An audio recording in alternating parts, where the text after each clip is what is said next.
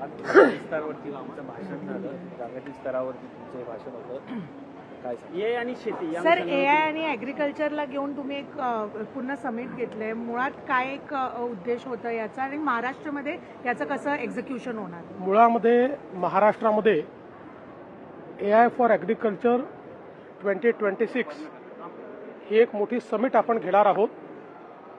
त्याचं satellite session हे आज आपण इंडिया AI इम्पॅक्ट समिटमध्ये घेतलं, ज्यामध्ये केंद्र सरकारचे सचिव होते, ज्यामध्ये मल्टीलॅटरल बँक्सचे लोक होते, ज्याच्यामध्ये आपले मुख्य सचिव होते आणि वेगवेगळ्या देशातले लोक देखील त्या ठिकाणी होते.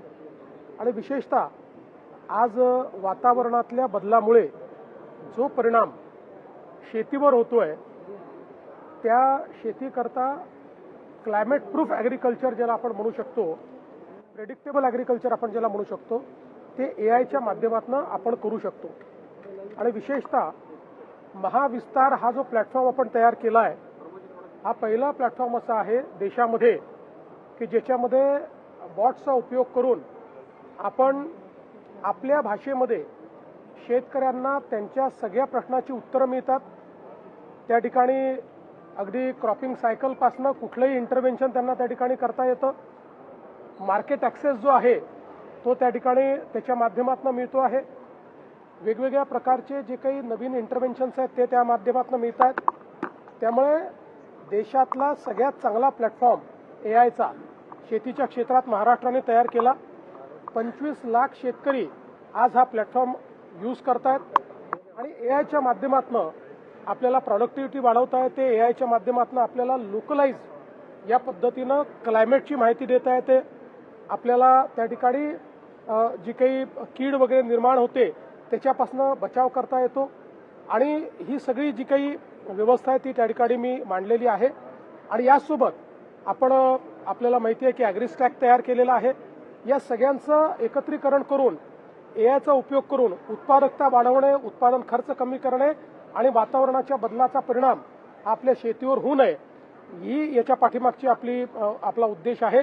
आणि पुढच्या काळात ज्यावेळेस महाराष्ट्रात AI फॉर ॲग्रिकल्चर ही आपली समिट होईल, त्यावेळी जगभरातनं लोक किंवा वेगवेगळ्या राज्यातनं लोक त्या ठिकाणी आले पाहिजेत, असा आपला प्रयत्न आहे. सर, भारताचा म्हणा किंवा अदरवाईज म्हणा, AIच्या संदर्भात बोललं जातं. मुळात AIच्या संदर्भात बोललं जातं. मुळात तो फंड किंवा जे एक बजेट पाहिजे ते कुठे ना कुठे लॅक असतं. राज्य स्तरावर पण तसाच सिनारिओ कुठे ना कुठे दिसतो. महाराष्ट्र हे पहिलं राज्य आहे की ज्यांनी AI इन ॲग्रिकल्चर करता 500 कोटी रुपयाचा फंड आपण तयार केला. आणि AI करता फंडची आवश्यकता नाही आहे, मेजर आवश्यकता आहे डिजिटल पब्लिक इन्फ्रास्ट्रक्चर तयार करणं आणि त्यासोबत ट्रेंड असलेले AI मॉडेल्स तयार करणं. या दोन्ही गोष्टी महाराष्ट्र करतोय. भाऊ, सगळ्यात अगोदर आपलं राज्य होतं, त्यांनी ते हे मॉडेल मांडलं आणि देशाने स्वीकारलं. हे मला अतिशय आनंद आहे की आता आपला महाविस्तार जो आहे हा देशामध्ये स्वीकारला जातोय आणि भारत विस्तार या रूपानं आता हा प्लॅटफॉर्म तयार होणार आहे. तो हमें हिंदी में बताएंगे AI और एग्रीकल्चर किस तरह से महाराष्ट्र सरकार प्रयास कर रही है? देखिए, आज हम लोगों ने AI फॉर एग्रीकल्चर समिट 2026 जो महाराष्ट्र में होने वाली है, उससे एक सैटेलाइट सेशन ये जो इंडिया AI इम्पैक्ट समिट है यहाँ पर लिया था और बहुत अच्छे तरीके से लोगों ने उसको रिसीव किया है. महाराष्ट्र पहला राज्य है जिसने अपने फार्मिंग सेक्टर में, खेती किसानी में AI का उपयोग किया है. हमने पहला प्लेटफॉर्म महाविस्तार तैयार किया है. महाविस्तार एक ऐसा प्लेटफॉर्म है जो हमारे किसानों को अपनी भाषा में हर तरीके से असिस्ट करता है. क्रॉपिंग साइकिल हो या फिर किस प्रकार से उन्होंने अलग अलग चीज़ों का इस्तेमाल करना चाहिए, इनपुट कॉस्ट को कैसे नीचे लाना चाहिए, पेस्ट कंट्रोल किस प्रकार से करना चाहिए, मार्केट एक्सेस कैसे होना चाहिए, ऐसी सारी चीज़ें इस माध्यम से हमारे किसानों को मिल रही है. और एग्रीस्टैक जो भारत सरकार ने एक योजना है, उस योजना को महाविस्तार के साथ जोड़ने के बाद आज 25 लाख किसान महाराष्ट्र के ये AI बॉट्स को यूज़ कर रहे हैं. और मुझे ऐसा लगता है कि इसके कारण क्लाइमेट प्रूफ एग्रीकल्चर की जो हम बात करते हैं तो उसके लिए हम लोग आगे बढ़ रहे हैं, उसके लिए हम अग्रसर है. उसी बात को हमने आज के इस सेशन में रखा है. सर, MOU देखील काही साईन केले आहे, ते MOUच्या अनुषंगाने असं आहे की सर्वम AI, ओपन AI आणि IIT बॉम्बे या तिघांसोबतही आपण MOU साईन केलेले आहेत. या माध्यमातनं जे काही याचे AIचे जे मॉडेल्स आहेत ते मॉडेल्स आपल्याकडे आपण तयार करणार आहोत. यूज केसेस आपण तयार करणार आहोत. वेगवेगळ्या क्षेत्रांमध्ये AIचा उपयोग करून आणि त्याला स्केलवर कसं न्यायचं हे यांच्या माध्यमातून आपण करणार आहोत. आणि आपल्याला माहिती आहे की आता सर्वमनी इंडियाचं पहिलं LLM जे आहे ते तयार केलेलं आहे किंवा ते शोकेस केलेलं आहे. त्यामुळे त्याचा उपयोग आपण करणार आहोत.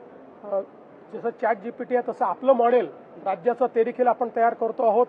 मला असं वाटतं की या माध्यमातून पुढच्या काळामध्ये राज्याच्या सर्व क्षेत्रांमध्ये AI रेडी अशा पद्धतीचं आपलं राज्य असेल. सर, राज्यसभासाठी कसं काय महाराष्ट्राचा एक पुशअप राहणार आहे आणि काय सिनारिओ असणार आहे? महाविकास आघाडी एकच निवडून आणेल अशी स्थिती आहे, पण तरी सुद्धा दिल्लीत त्यांचे पोहोचतंय. नाही, शरद पवारांच्या नावावर स्पेसिफिकली म्हणालेत की काँग्रेसचं म्हणणं आहे की राष्ट्रवादीने आधी भूमिका जाहीर करावी. शरद पवार असं आहे की मी आज एवढंच सांगेन की आमचे भारतीय जनता पार्टी, शिवसेना आणि राष्ट्रवादी अशा महायुतीचे 7 पैकी 6 लोक निवडून येणं हे पक्का आहे. एक जागा विरोधकांना मिळेल, ती कोणी घ्यायची ते ठरवतील. त्यांचं म्हणणं